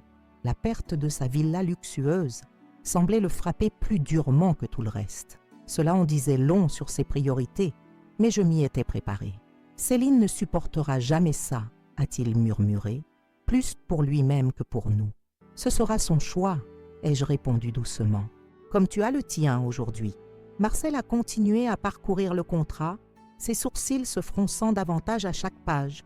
Pas d'accès à Internet, sauf durant mes temps libres, pas de téléphone portable pendant les heures de service, interdiction de contacter les clients ou fournisseurs des pharmacies Beaumont. Des conditions standards pour tous nos employés, a confirmé Sophie avec un professionnalisme imperturbable. Nous travaillons avec des personnes vulnérables. La confidentialité et l'attention totale sont primordiales. Après un long moment d'hésitation, Marcel a finalement saisi le stylo que lui tendait Sophie. Sa main a tremblé légèrement lorsqu'il a apposé sa signature au bas du document, scellant ainsi son destin pour les 2 années à venir. « Quand est-ce que je commence ?» a-t-il demandé, la réalité de sa situation commençant visiblement à s'imposer à lui. « Dès demain, » a répondu Sophie. « Présentez-vous à l'accueil à 7 heures. Vous serez pris en charge par notre responsable de formation, Monsieur Dupuis. » Marcel a hoché la tête, l'air hébété. Il semblait avoir vieilli de 10 ans en l'espace d'1 heure. « Et maintenant ?» a-t-il demandé, regardant autour de lui comme s'il cherchait une issue. « Maintenant, ai-je dit en me levant, tu vas appeler Céline pour l'informer de ta décision. Ensuite, Jacques t'accompagnera à la villa pour récupérer tes effets personnels essentiels. Tu as jusqu'à ce soir pour quitter les lieux. Si peu de temps, mais nous avons des meubles, des objets de valeur, des objets achetés avec mon argent, ai-je coupé sèchement. Tout le mobilier reste sur place. Tu peux prendre tes vêtements, tes effets personnels et les objets dont tu peux prouver qu'ils t'ont été offerts personnellement ou que tu as achetés avec ton propre salaire. » La dureté de mes conditions a semblé le frapper de plein fouet. Pour la première fois peut-être, il réalisait pleinement l'ampleur des conséquences de ses actes. « Je comprends », a-t-il murmuré, défait. Nous sommes sortis du bureau de Sophie dans un silence lourd. Dans le hall, Marcel s'est arrêté et s'est tourné vers moi, hésitant. « Maman, je suis... » J'ai levé une main pour l'interrompre. « Pas maintenant, Marcel. Les excuses précipitées n'ont pas de valeur. Si tu veux vraiment te faire pardonner, prouve-le par tes actes dans les mois à venir. » Il a acquiescé lentement, puis a suivi Jacques vers la sortie. Je les ai regardés s'éloigner, sentant un mélange contradictoire d'émotions me submerger. Soulagement que tout soit enfin en pleine lumière, tristesse pour ce que notre relation était devenue, et un espoir ténu que peut-être, cette épreuve pourrait être le catalyseur d'un véritable changement. Philippe s'est approché de moi, posant une main réconfortante sur mon épaule. « Tu as été remarquable, Juliette. Peu de personnes auraient eu la force de faire ce que tu as fait aujourd'hui. J'ai fait ce qui était nécessaire, ai-je répondu, observant toujours la silhouette de mon fils qui s'éloignait. Maintenant, nous verrons si cela suffira. Les jours qui ont suivi la confrontation ont été parmi les plus étranges de ma vie. Après avoir passé 3 mois entièrement concentré sur la préparation de ce moment, je me retrouvais soudain sans but immédiat, comme un marathonien après la ligne d'arrivée, épuisé mais incapable de ralentir. Florence est restée à mes côtés, veillant discrètement sur moi alors que je naviguais dans ces eaux inconnues. Marguerite venait quotidiennement, m'apportant des nouvelles du monde extérieur, m'obligeant parfois à sortir pour une promenade ou un café en ville. « Tu as fait ce qu'il fallait », me répétait-elle souvent. « Maintenant, tu dois te donner la permission de guérir. » Une semaine après la confrontation, Sophie m'a appelé pour me donner des nouvelles de Marcel. Il s'est présenté à l'heure tous les jours, m'a-t-elle rapporté. Monsieur Dupuis dit qu'il est, disons, maladroit, mais qu'il essaie. Ce n'est pas facile pour lui, évidemment. Certains gestes de base, comme aider quelqu'un à se laver ou changer des draps, sont totalement nouveaux pour lui. Et Céline, ai-je demandé, curieuse de savoir comment sa belle-fille avait réagi. Elle est venue le premier jour, furieuse, une scène assez dramatique à l'accueil. Elle exigeait de vous voir, menaçait de poursuites judiciaires, parlait d'extorsion et de manipulation. Quand nous lui avons montré les preuves que nous détenions contre elle et Marcel, elle s'est effondrée en larmes. Est-elle restée avec lui? Non. D'après ce que nous savons, elle est retournée chez ses parents à Lyon. Marcel vit seul dans le studio du personnel. Cette nouvelle ne m'a pas surprise. Céline avait toujours été attirée par le statut et l'argent que Marcel représentait, pas par l'homme lui-même. Les semaines se sont transformées en mois. Je recevais des rapports réguliers sur les progrès de Marcel, d'abord purement professionnels, puis progressivement plus personnels. Sophie me racontait comment il avait commencé par rechigner à chaque tâche, comment il avait eu des accès de colère face à ce qu'il considérait comme des humiliations, comment il avait tenté de manipuler certains résidents pour obtenir des privilèges. Puis, lentement, presque imperceptiblement, quelque chose avait commencé à changer. Il y a une résidente, Madame Fournier, 92 ans, qui lui rappelle sa grand-mère paternelle, m'avait expliqué Sophie lors d'un de nos points mensuels. Elle a une façon directe de lui parler qui semble l'atteindre. La semaine dernière, elle lui a dit « Jeune homme, vous n'êtes pas né privilégié. Vous êtes devenu privilégié. Il est temps de vous en souvenir. » Depuis, nous avons remarqué un changement dans son attitude. J'avais souri à cette anecdote, me souvenant de ma belle-mère, une femme du même acabit, qui n'avait jamais hésité à dire leurs 4 vérités aux gens, y compris à son propre fils. 6 mois après le début de sa sentence, j'ai décidé qu'il était temps de rendre visite à Marcel. Je ne l'avais pas revu depuis la confrontation, respectant la distance nécessaire à sa réflexion et à la mienne. J'ai choisi un dimanche, son jour de congé, et me suis présentée au soleil d'automne en milieu d'après-midi. Sophie m'a accueilli personnellement et m'a guidée vers les jardins où Marcel avait l'habitude de passer ses moments libres. Je l'ai aperçu assis sur un banc, lisant un livre, vêtu simplement d'un jean et d'une chemise à carreaux, tenue décontractée que je ne lui avais jamais vue auparavant. Il avait maigri, ses traits s'étaient affirmés et une barbe de quelques jours couvrait son menton. Il ressemblait étrangement plus à son père ainsi, dépouillé des artifices de sa vie antérieure. Il a levé les yeux à mon approche et la surprise s'est peinte sur son visage. « Maman ? Bonjour Marcel » ai-je dit doucement, m'arrêtant à quelques pas de lui. « Je peux m'asseoir » Il a hoché la tête, refermant son livre. Je n'ai pas manqué de noter qu'il s'agissait d'un roman de Victor Hugo, Les Misérables, que son père adorait et que lui avait toujours refusé de lire, le jugeant dépassé. « Je ne m'attendais pas à te voir » a-t-il admis alors que je prenais place à côté de lui. « Je voulais savoir comment tu allais » ai-je répondu simplement. « Sophie me donne des nouvelles, bien sûr, mais ce n'est pas pareil. » Un silence s'est installé entre nous, ni confortable, ni vraiment tendu. Juste le silence de 2 personnes qui doivent réapprendre à se parler. « C'est différent de ce que j'imaginais » a-t-il finalement dit. « Le travail ici. » « En quoi ?» Il a semblé réfléchir sérieusement à la question. Je pensais que ce serait juste déplaisant, physiquement fatigant, peut-être humiliant, une sorte de punition à endurer. Mais c'est plus complexe que ça. Comment ça ? Les résidents, ils ne sont pas juste des corps à soigner. Ils ont des histoires, des personnalités. Certains sont difficiles, d'autres incroyablement gentils malgré leur situation. Il y a Monsieur Leroy qui a été résistant pendant la guerre et qui me raconte comment il a saboté des trains allemands. Madame Perrin, qui a été l'une des premières femmes avocates en France et qui me donne des conseils juridiques que je n'ai jamais appris à AEC. J'ai écouté, surprise par la chaleur dans sa voix lorsqu'il parlait des résidents. Ce n'était pas fin, pas calculé pour m'impressionner. Je connaissais trop bien les manipulations de Marcel pour m'y laisser prendre. Et puis il y a Madame Fournier, a-t-il poursuivi avec un petit sourire. Elle me terrorise et m'inspire en même temps. Elle m'a dit l'autre jour que j'avais les mains d'un pianiste, mais l'âme d'un comptable, et que je devais travailler sur cette dernière partie. J'ai ri malgré moi. Elle me plaît, cette Madame Fournier. Elle te ressemble un peu, a admis Marcel. La même franchise brutale quand c'est nécessaire. Notre conversation a continué, prudente, mais plus ouverte que toutes celles que nous avions eues ces dernières années. Marcel m'a parlé de sa routine quotidienne, des difficultés d'adaptation, de ses maladresses initiales.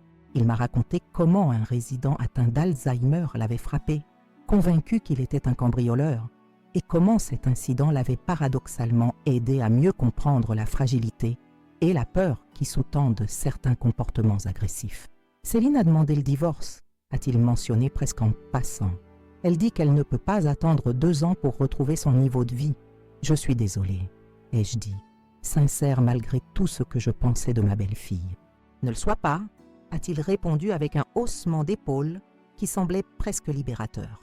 Elle n'a jamais aimé que l'idée de moi, le fils de Juliette Beaumont, l'héritier des pharmacies, le ticket pour une vie de luxe sans effort. Maintenant, je le vois clairement.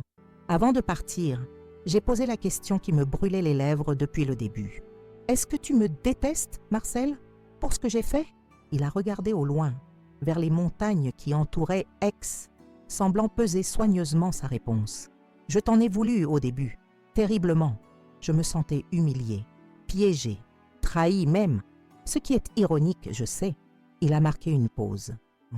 Mais avec le temps, et surtout après avoir travaillé ici, après avoir vu comment certains enfants traitent leurs parents âgés, après avoir écouté les histoires de résidents abandonnés par leur famille, non, je ne te déteste pas. Je commence à comprendre pourquoi tu l'as fait. Ces mots, prononcés sans artifice, m'ont touché plus profondément que je ne l'aurais cru possible. Pour la première fois depuis des années, j'entrevoyais une lueur d'authenticité chez mon fils, un écho du petit garçon sensible qu'il avait été avant que l'ambition et l'avidité ne le transforment. Les mois ont continué à passer. Mes visites à Marcel sont devenues plus régulières, d'abord mensuelles, puis bimensuelles. Chaque fois, je découvrais un homme légèrement différent, comme si des couches d'arrogance et de superficialité se détachaient progressivement, révélant quelqu'un que je n'avais pas vu depuis l'adolescence de Marcel. 1 an après le début de son service, Sophie m'a convoqué pour une réunion spéciale. Marcel était présent, ainsi que le responsable de formation, M. Dupuis. « Madame Beaumont, a commencé Sophie, selon nos procédures habituelles, nous effectuons une évaluation approfondie de nos employés après 12 mois de service. Marcel a passé cette évaluation la semaine dernière et les résultats sont remarquables. » J'ai regardé mon fils, qui semblait inhabituellement humble, presque gêné par cette introduction. « Monsieur Dupuis peut vous détailler ces résultats ?» a poursuivi Sophie. Le formateur a ouvert un dossier et en a sorti plusieurs documents. Marcel a commencé avec les difficultés auxquelles on pouvait s'attendre. Maladresse technique, réticence face à certaines tâches, problèmes de communication avec les résidents et les collègues. Les 3 premiers mois ont été difficiles, pour être honnête. Marcel a esquissé un sourire penaud, reconnaissant tacitement cette évaluation. Mais à partir du 4e mois, nous avons observé une amélioration constante. D'abord dans les compétences techniques, puis, plus important encore, dans l'attitude. Les résidents ont commencé à le demander spécifiquement. Ses collègues ont noté sa volonté d'aider, de prendre des initiatives, d'apprendre. Monsieur Dupuis m'a tendu un document couvert de graphiques et d'évaluations. Au bout d'1 an, Marcel se situe parmi nos meilleurs aides-soignants en termes de satisfaction des résidents. Il a également proposé plusieurs améliorations dans nos procédures qui ont été adoptées par l'équipe. J'ai parcouru le rapport émue malgré moi par ces preuves tangibles de la transformation de mon fils. En raison de ces résultats exceptionnels, a conclu Sophie, nous proposons de modifier les termes de son contrat. Au lieu de rester aide-soignant pendant la seconde année, il pourrait prendre des responsabilités supplémentaires, notamment dans la formation des nouveaux employés et dans la mise en place d'un programme de médiation entre les résidents et leurs familles, un domaine où son expérience personnelle pourrait s'avérer précieuse. J'ai regardé Marcel, cherchant sa réaction à cette proposition. Son visage exprimait une émotion que je n'y avais pas vue depuis longtemps.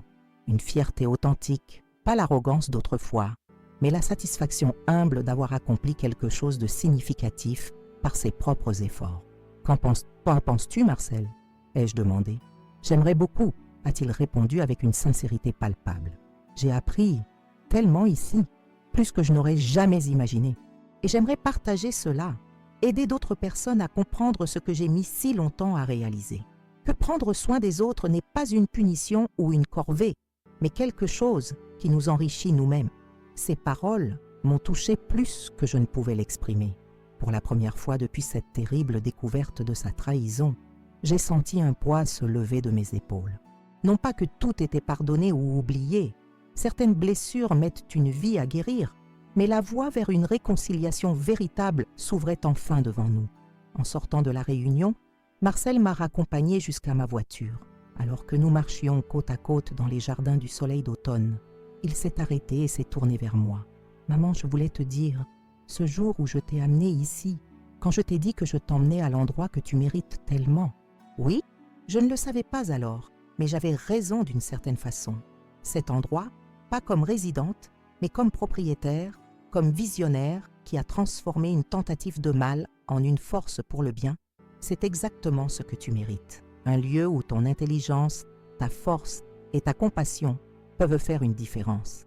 J'ai senti les larmes me monter aux yeux, surprenante faiblesse pour une femme qui s'était jurée de rester forte face à tout.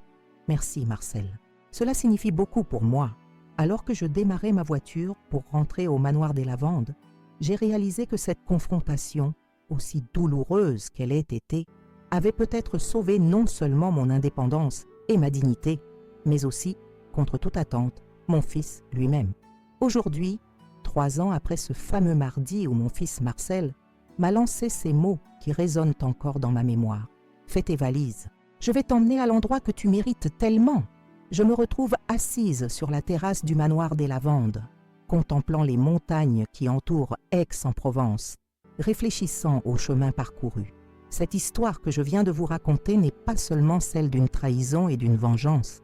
C'est une histoire de rédemption, d'amour maternel mis à l'épreuve et surtout de dignité préservée.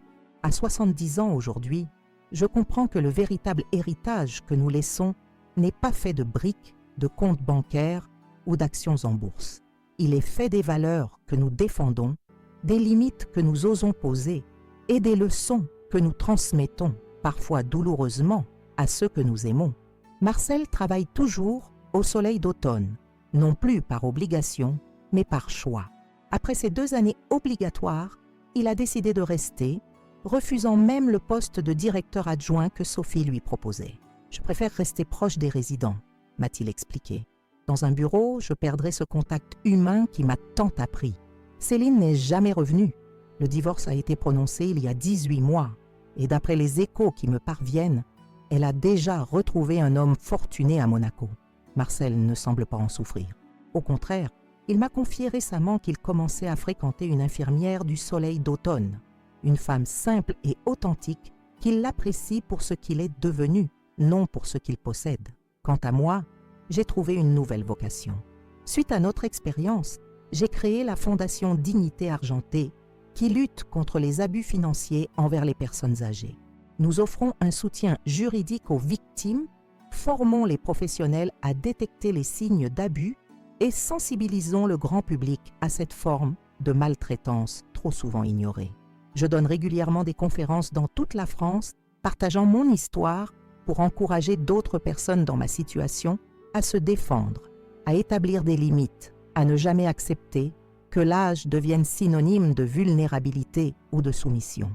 Cette expérience m'a enseigné plusieurs leçons fondamentales que j'aimerais partager avec vous. Premièrement, l'âge n'est pas une maladie. Les cheveux blancs, les rides, la sagesse accumulée au fil des décennies ne font pas de nous des êtres diminués ou incapables. Au contraire, ils nous arment d'une expérience précieuse, d'une capacité à voir au-delà des apparences, à distinguer l'authentique du factice. Deuxièmement, l'amour véritable n'est pas synonyme de faiblesse ou de concession perpétuelle. Parfois, la forme la plus profonde d'amour consiste à imposer des limites claires, à refuser la manipulation, à exiger le respect fondamental que chaque être humain mérite, quel que soit son âge ou sa relation avec nous. Troisièmement, il n'est jamais trop tard pour changer, pour apprendre, pour grandir. Marcel, à 42 ans, croyait avoir tout compris de la vie. Il a découvert, à travers une épreuve qu'il considérait initialement comme une humiliation, que la véritable richesse réside dans la connexion humaine, dans la capacité à servir autrui, à apporter du réconfort à ceux qui souffrent. Enfin, j'ai appris que la justice ne réside pas toujours dans la punition, mais parfois dans la transformation. En donnant à Marcel l'opportunité de voir le monde à travers les yeux des personnes âgées qu'il méprisait, je lui ai offert non pas une punition, mais un cadeau inestimable, la chance de devenir un homme meilleur. Cette histoire est la mienne, mais elle pourrait être celle de nombreuses personnes de ma génération. Combien de femmes et d'hommes, après avoir bâti des entreprises, élevé des enfants, contribué à la société, se retrouvent soudain considérés comme des fardeaux, des obstacles à écarter, des fortunes à capturer. Si mon témoignage peut aider ne serait-ce qu'une personne à trouver le courage de se défendre, de revendiquer sa dignité face à ceux qui voudraient la lui nier, alors le partager en valait la peine. Je regarde souvent cette photo sur ma commode, celle d'Albert tenant Marcel enfant sur ses épaules. Je me demande ce qu'il penserait de tout cela. Je crois qu'il serait fier, non pas de la trahison de notre fils, bien sûr, mais de la façon dont nous avons tous deux trouvé un chemin vers la rédemption. Lui, en apprenant la valeur du service et de l'empathie. Moi, en refusant d'être victime et en transformant cette épreuve en mouvement positif pour d'autres. Si vous qui me lisez vous reconnaissez dans mon histoire, si vous sentez que votre âge devient un prétexte pour vous écarter, pour diminuer votre voix, pour contester vos décisions, sachez que vous n'êtes pas seul, que votre dignité n'est pas négociable, que vous méritez le respect, non pas malgré vos années, mais grâce à elle. Je vous invite à rejoindre notre communauté sur la chaîne Souvenirs de grand-mère. Chaque semaine, nous partageons des histoires comme la mienne, des récits de défis, de trahison parfois, mais surtout de triomphes personnels, de dignité préservée contre vents et marées. Abonnez-vous dès maintenant pour ne manquer aucun de nos témoignages. Laissez un commentaire pour partager votre propre expérience. Avez-vous déjà dû établir des limites difficiles avec vos proches? Comment avez-vous préservé votre autonomie face à ceux qui voulaient la réduire? D'où venez-vous et quelles sont les traditions de respect des aînés dans votre région? N'hésitez pas à explorer nos autres vidéos sur des thèmes variés. Relations familiales complexes, nouvelles aventures après 60 ans, amours tardives qui refleurissent, défis de santé surmontés avec courage. Chaque histoire est unique, mais toutes portent le même message. L'âge est un privilège, non une déchéance. Si nos contenus vous touchent, nous vous serions infiniment reconnaissants d'appuyer sur « J'aime » et de partager nos vidéos avec vos proches. Ces gestes simples nous aident énormément à toucher davantage de personnes qui pourraient bénéficier de ces témoignages. Je dois vous avouer que produire ces vidéos représente un investissement considérable en temps et en ressources. Si vous souhaitez soutenir notre mission de manière plus concrète, vous pouvez utiliser le bouton « Merci » sous cette vidéo. Cette fonctionnalité vous permet de faire un don, même modeste, qui nous aidera à couvrir nos frais de production et à continuer à publier du contenu quotidiennement. Votre générosité nous permet de rester indépendants et de donner une voix à ceux qui, trop souvent, sont réduits au silence. En conclusion, je voudrais vous laisser avec cette pensée.